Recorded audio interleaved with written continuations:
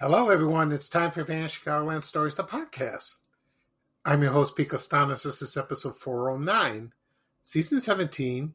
Today's date is February 16th, 2025, and welcome to the show. On today's program, I'm going to talk about my memories of Schlitz beer. It wasn't originally from Chicago, but it was, from Milwaukee, but that's close enough. So I will talk about my memories of looking at this beer. I've drank it once, and it's going to be a lot of fun with this product because it's still sorely missed to this day. Also, I'll talk about Fritzel's restaurant that was located in the Chicago Loop.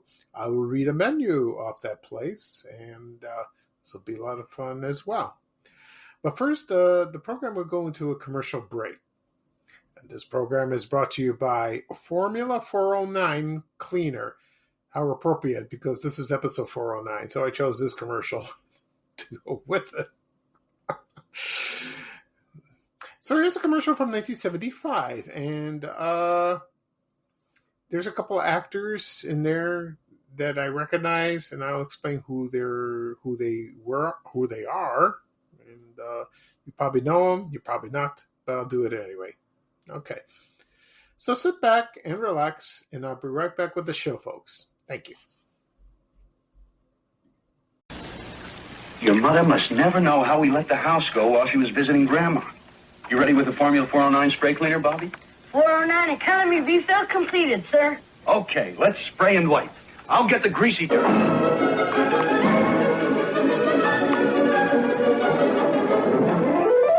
Thanks, kids. That does it. What about the bathroom? The bathroom. 409 disinfectant bathroom cleaner. Come to Papa.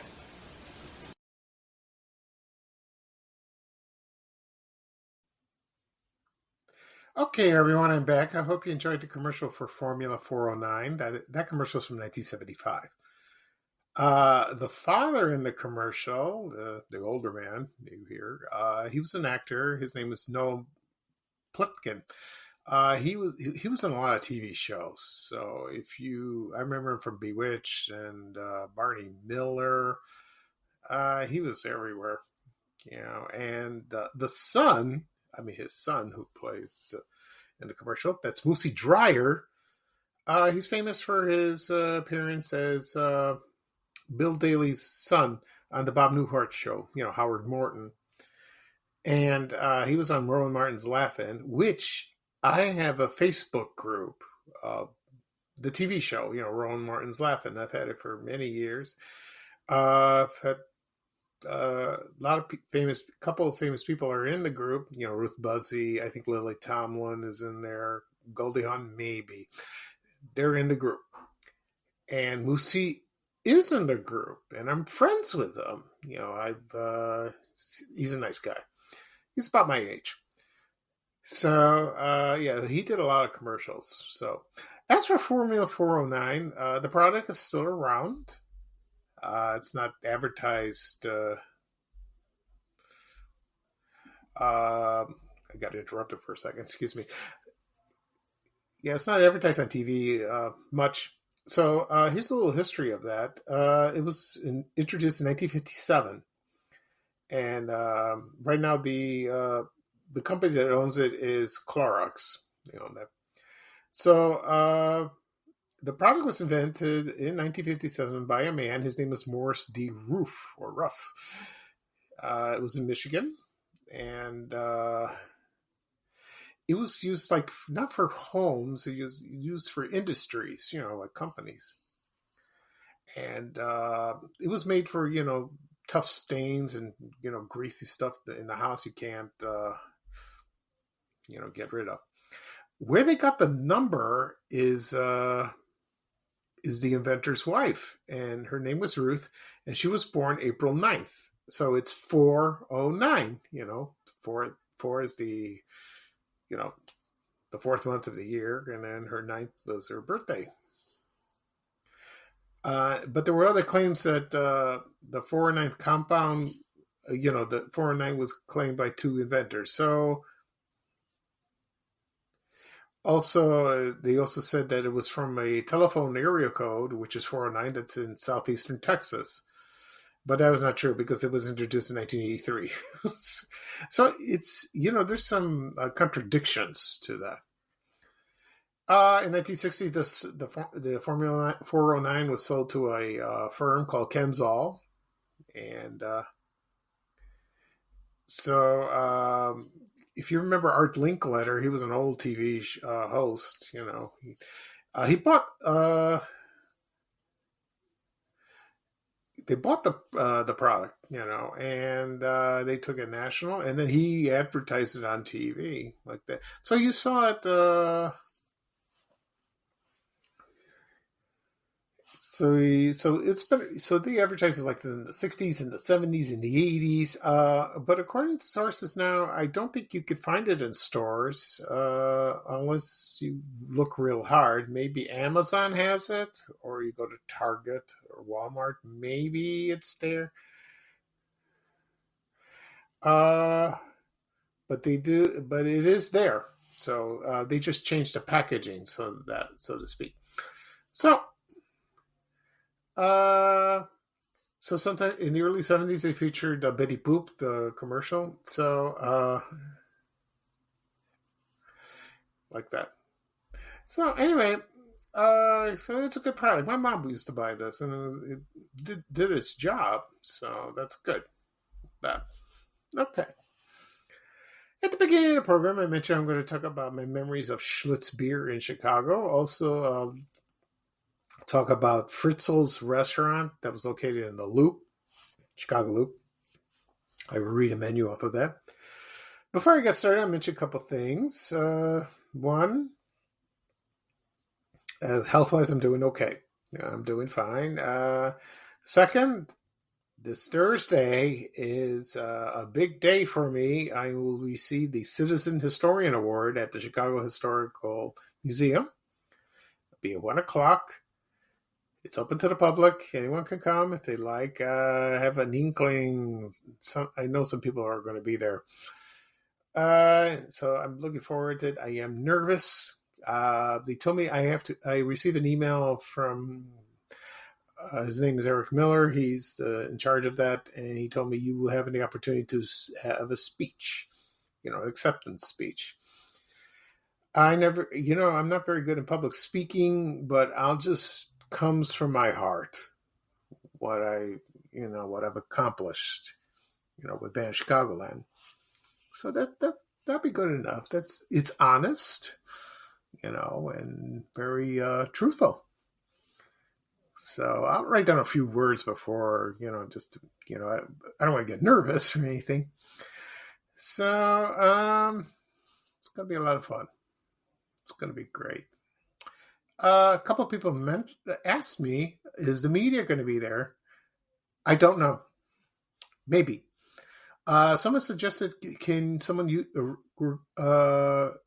record the event on YouTube? Not a bad idea, yeah. If someone wants to, they can upload it. And so everyone can see, if they can't make it, they could see the presentation like that. So that'd be nice. We'll figure it out. I have a feeling I'll be contacted before Thursday of any last minute details of that. So and then photos will be taken, probably with the committee or people that I know. Of course, my family. They'll take pictures. I don't know. I'm just overwhelmed. I really am. I just can't believe it. I really can't. I am very appreciative and so touched by this. I really am. Of something that I created a long time ago just for pleasure. And it just turned into a social media success story. I think that's what it's called. So I'm glad because I've said this before, I do this every day. I post something that I know that people will love, and I do my best, and number one rule, I've learned this from people, don't cave into negative comments. I've done that a couple times and I've regretted it. So just ignore and go on to your business. I will do that. Okay. So if you are listening, and if you plan to go there Thursday, I hope I can meet you and talk to you. I would love that. I really would love that very much. And like I said, it's going to be fun. I'll never forget it. Okay, so here we go. I'm going to talk about Schlitz beer. This is one of those beers that a lot of people have missed so much over the years. And it is back in a way, sort of. I have not seen it. So I don't know if it's... I don't believe it's the original formula. I don't think so. No, I think it's been lost. So I'll get into that in a moment. So I'm going to explain the history of Schlitz beer real quickly. Okay. So Schlitz was under the Joseph Schlitz Brewing Company, and it was based in Milwaukee, Wisconsin. And at one time, it was the largest producer of beer in the United States. And one of their most well-known and famous slogans was the beer that made Milwaukee famous. And it was advertised all over the place. And the second one was, when you're out of Schlitz, you're out of beer. Okay. So in 1902, it was the largest beer producer at the time. And the founder of the beer was a man named August Krug. In 1849 in Milwaukee, but ownership was passed to Joseph Schlitz. And in 1958, he married August Krug's widow. I don't know, this sounds kind of scandalous in a way, but I don't think so. Anyway, so Joseph Schlitz was a bookkeeper. And he worked at a bookkeeper in a tavern brewery owned by August Krug. Excuse me. In 1856, he took over the management of the brewery, found the death of Krug, so he died. And then about a couple years later, he married his widow. Her name was Anna Maria Krug, and then they changed the name to the Joseph Schlitz Brewing Company. I don't know what it was called before. Probably Krug beer, maybe. And in 1861, Krug had a nephew. He was 16 years old. His name was August Uhlheim, and he started working at the brewery. And the story was Schlitz donated 1,000 barrels of beer in Chicago after the Chicago fire in 1871. I don't know if that was true or not. It's a myth. We'll see. So... from the late 1980s, they bought dozens of Tide Houses. Tide Houses is like a public house that serves beer. It's like a bar in a way. And there's one that survives today.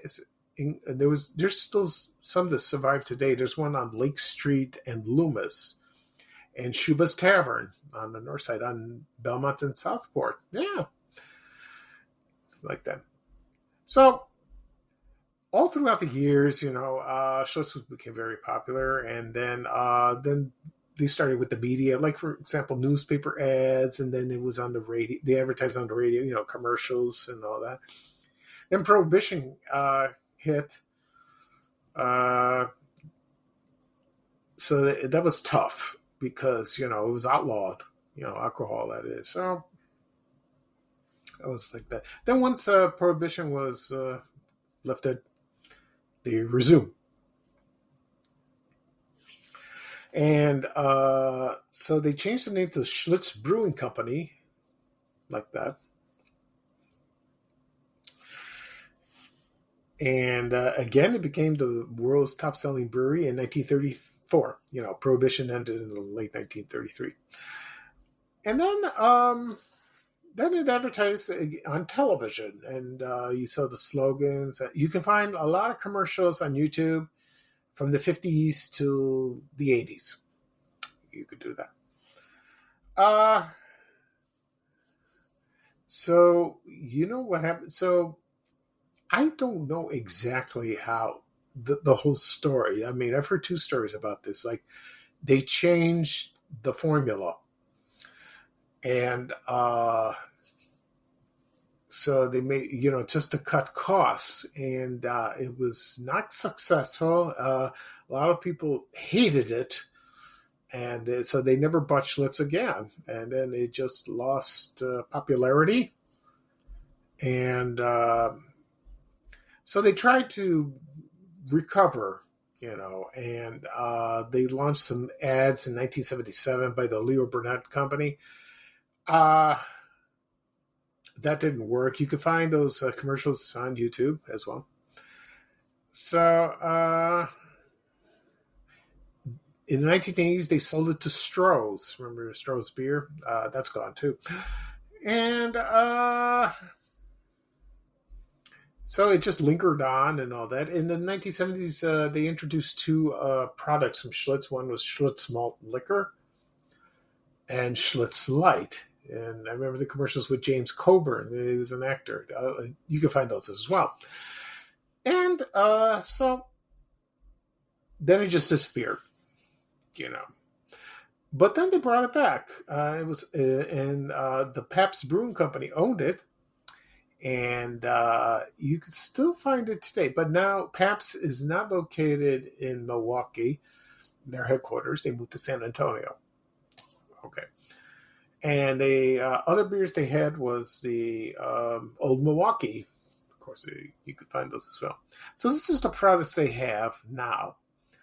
It's Schlitz American Style Lager, the regular Schlitz, Schlitz Light. They had Schlitz Dark. It's a dark version. I never had that. That sounds interesting. Schlitz Malt Liquor, Schlitz Red Bull. Oh, boy. Schlitz Ice. So that was like during the ice beer. Remember that? Of course, it was Old Milwaukee, and there was another one called Primo beer. Schlitz bought that, and that was based in Honolulu. Now, here is the slogans they used. I'm going to repeat a couple of them, but this is what they had. Number one was the beer that made Milwaukee famous. Also, when you're out of Schlitz, you're out of beer. When you're out of Schlitz, you're out of beer. Real gusto. Remember that? Just a kiss of the hops. Move up to Schlitz, the greatest name in beer. Schlitz rocks America. Go for the gusto. When it's right, you know it. And there's just one for beer, and you know it, and no one does it like the bull. So I think that's from the Schlitz Malt. So, the commercials with Schmaltz Liquor Bull. So they have a commercial, and then when people drink, and then the whole place starts shaking because there's a bull coming, and he's crashing through the doors and the walls, and everything falls down. I think it's hilarious, like that. As for me, with Schlitz, I've had it once, regrettably as a teenager. I tried it. I used to go to keg parties. And so I'm a brush Schlitz. I tried it. I liked it. But, it wasn't the original formula. I wish I tried with that, but it didn't happen. So that was only one time I had Schlitz. But I love the can, the design of that. Also, they made Tall Boy beer. That's a taller version of that. And you can get, it's more beer in the can, also little bottles. The most famous thing in Chicago when it comes to Schlitz is the signs, at the bars. They still exist somewhere in the city. Some of them, maybe. You also see ghost signs, or on some old buildings, you would find that. A lot of advertisements and a lot of items can be found on eBay, and you can buy them if you like. You can buy glasses or the original cans, the boxes, the cartons, or the beer taps. from bars. People collect stuff like that. They really do. Yeah, so that's kind of cool, like that. Okay, right now I'm going to play a commercial of Schlitz. This is from 1979. Yeah, so sit back and relax, and I'll be right back. And I'm going to talk about Fritzel's restaurant in Chicago. Okay, so here we go. Thank you, everyone, and just I'll be right back. From Memphis to Milwaukee, they know what leads any league. Beer makes it good. Finally did it, Hal. There's no debate. Somebody make a strike or something? Beer makes it good. Schlitz makes it great. 11 million times a day, America reaches for a Schlitz. Since 1849. Just for you, Al. Fill it up. There's no debate. Ha! Didn't the other team show up? When you're out of Schlitz, Schlitz makes it great. Okay, everyone, I'm back. I hope you enjoyed the commercial for Schlitz beer. I wish somebody would find the original formula, and then reintroduce to the public with this, so it'll sell like hotcakes. But I don't know what's going to happen, so I don't think so. It's nowhere to be found, I believe. So that's a shame with that. All right. Right now, I'm going to talk about Fritzel's restaurant. This was very well known in the old days of Chicago. I heard it was a very good restaurant. The food was excellent. And so here's a little history of that. And then I would read a menu of that place. So here we go. So this was located at 201 North State Street. It was on the corner of Lake and State. So you can see it by the L like that. It was opened in 1947. And the man who founded it, his name was Mike Fritzel. And his business partner, the owner, was Joe Jacobson. He owned that. And they opened that place, and it just took off. And according to like some postcards and pictures I've seen of the restaurant, it looked very elegant, very very chic. They had like a bar that's circular like that, and it was quite a unique place at the time. And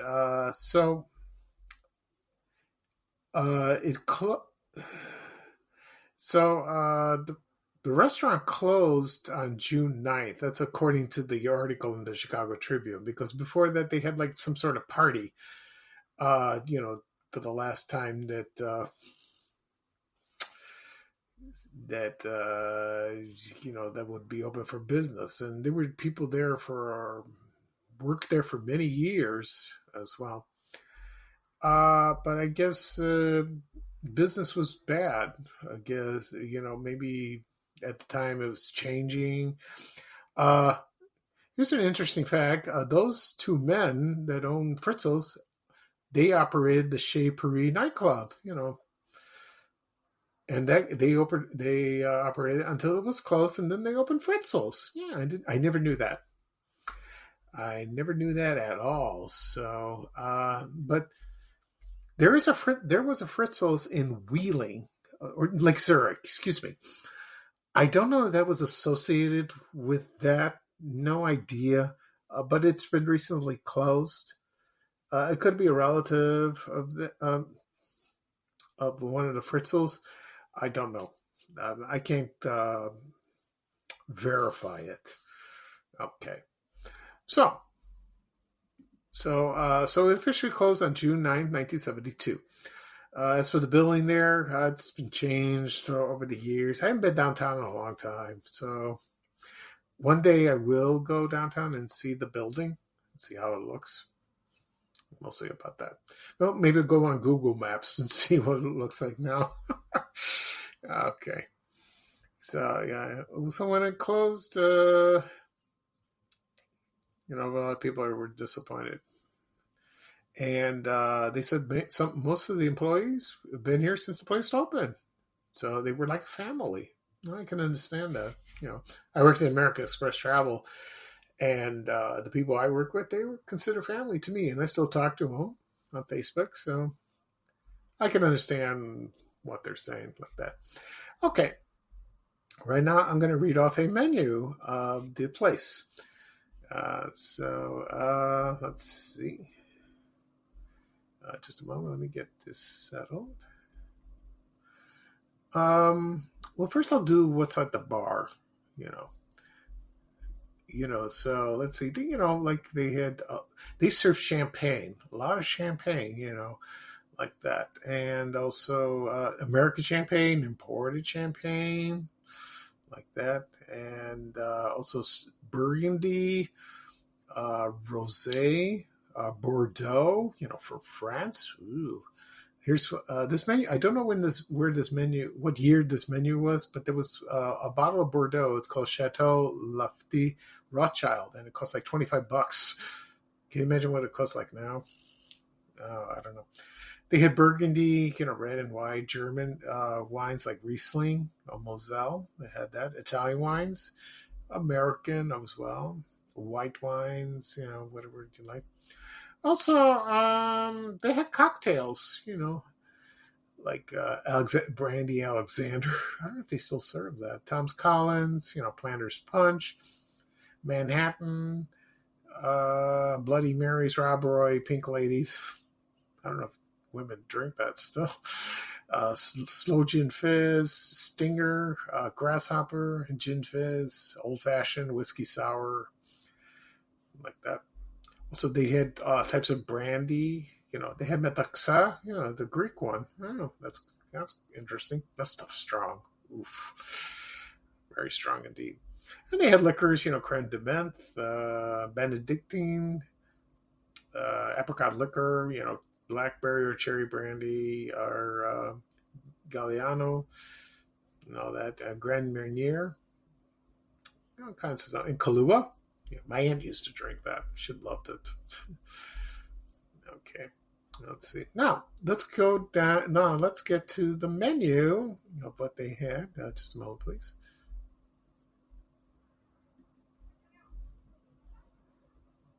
I'm having a little trouble.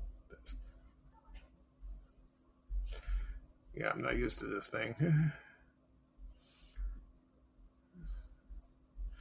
Here we go. All right. Close this up. Now they had appetizers. For example, they had cherry stone clams on ice, if you like clams. Shrimp scampi, shrimp cocktail, homemade pickled schmaltz herring. Well, I'm not a big fish fan. I wouldn't drink that. They had hors d'oeuvres or canapes. Like for example, seafood cocktail, supreme fruits, fresh Nova Scotia salmon, Italian antipasto, gefilte fish, imported genuine beluga caviar.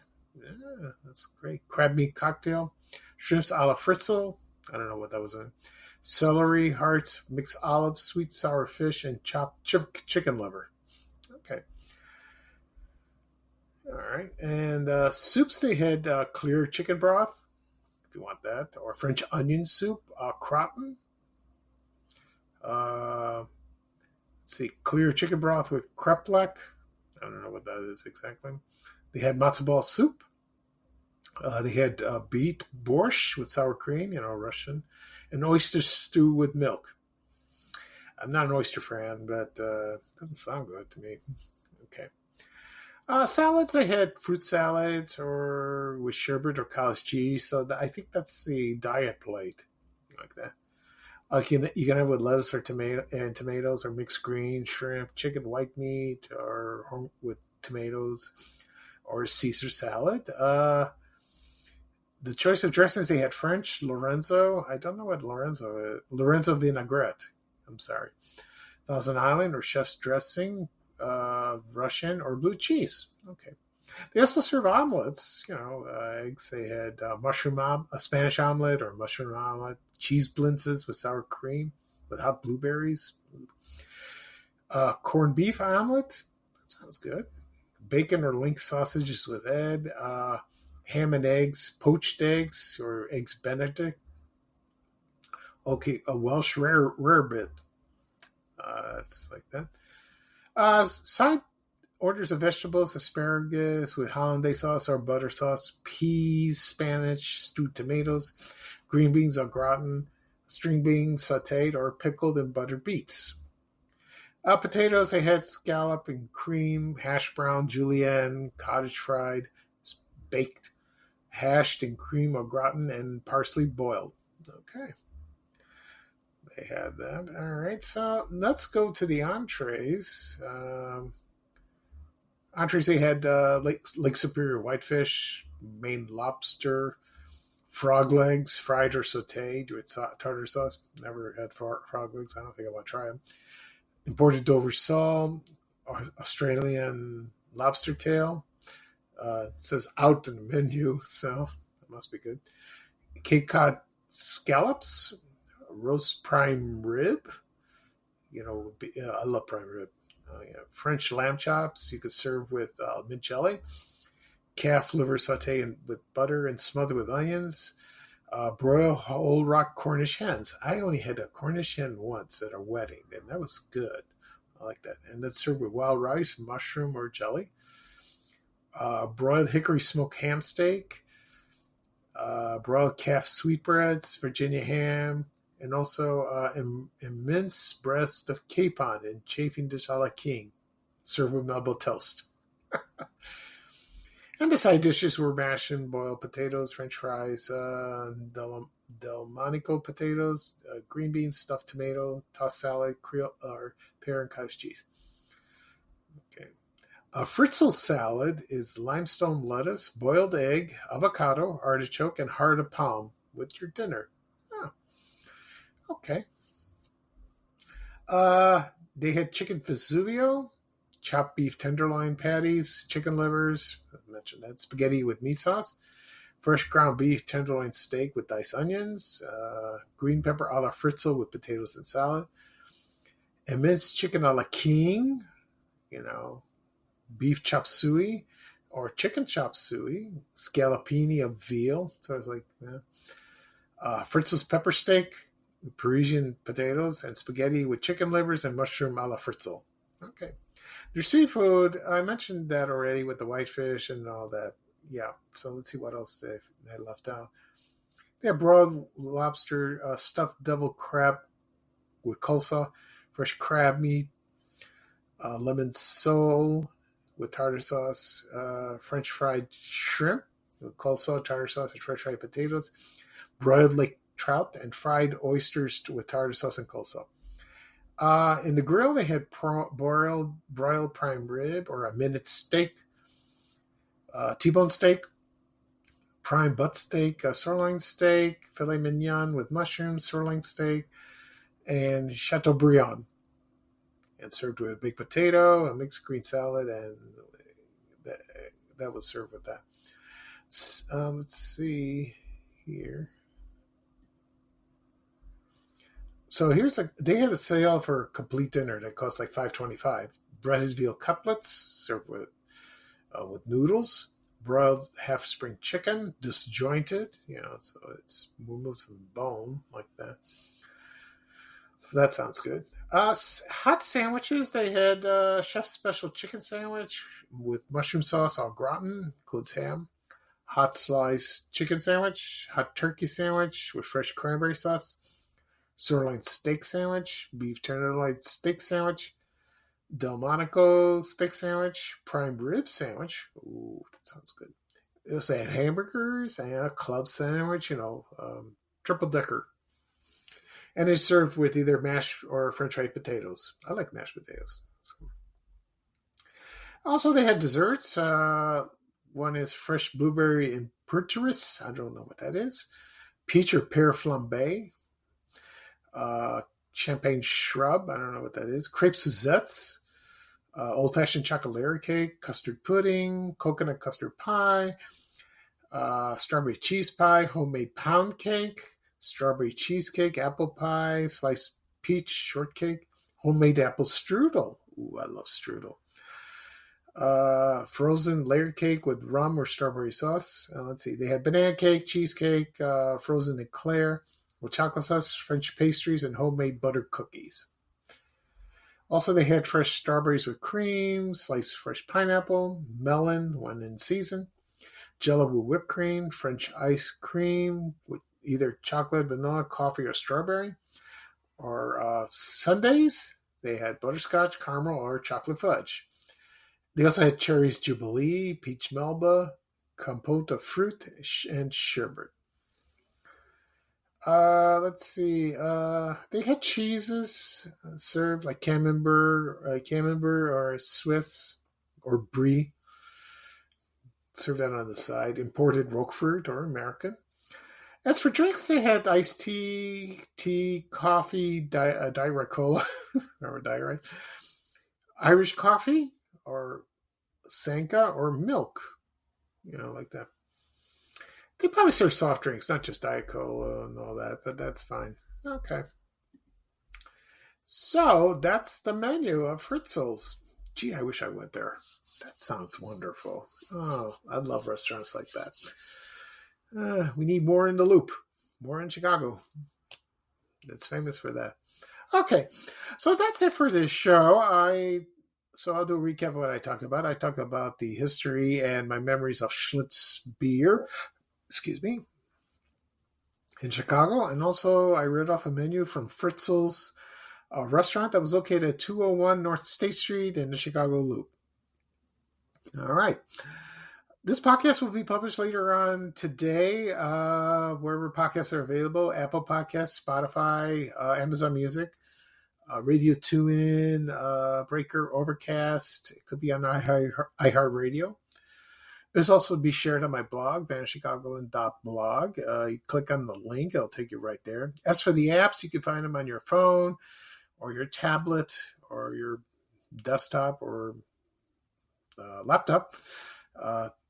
Tap on the apps, tap follow. You will receive a notification of the latest episode. You can listen to previous episodes if you like. Same thing with the blog. You can do that as well. Also, be shared on my YouTube channel. And again, people ask me, where do I find your podcast? What's the easiest way to find your podcast? I tell them YouTube. Type in the search engine, Vanish Chicagoland Stories, or my name. You will find it. Click on subscribe. It doesn't cost anything. You receive a notification of the latest episode. Also listen to previous episodes if you like. They're all there at your convenience. Also be sure on my social media accounts: Facebook, X, LinkedIn, Reddit, Blue Sky, Threads, Instagram, and TikTok. TikTok came back. It's back. But for how long? We'll see. Okay. So, this is Pico Stanis, your host for Vanish Chicagoland Stories, the podcast. Thank you for joining me. Today is Sunday. It's not a bad day. A little chilly, but it's not snowing, so that's good. As for Tuesday, I don't think I'm going to do another podcast. I have to go somewhere. I don't think it's possible. So I'll probably do one next weekend. And then I will talk about the upcoming event for me for receiving the Citizen Historian Award at the Chicago Historical Museum. I'm looking forward to it. Also nervous, but it's going to be an interesting day. Indeed it will. Okay. So here's bye-bye for me, and here's a little traveling music from one of our favorite people in the whole wide world, Ray Rayner, saying bye-bye-bye. Take care, everyone, and so long. We have to go. Bye-bye-bye.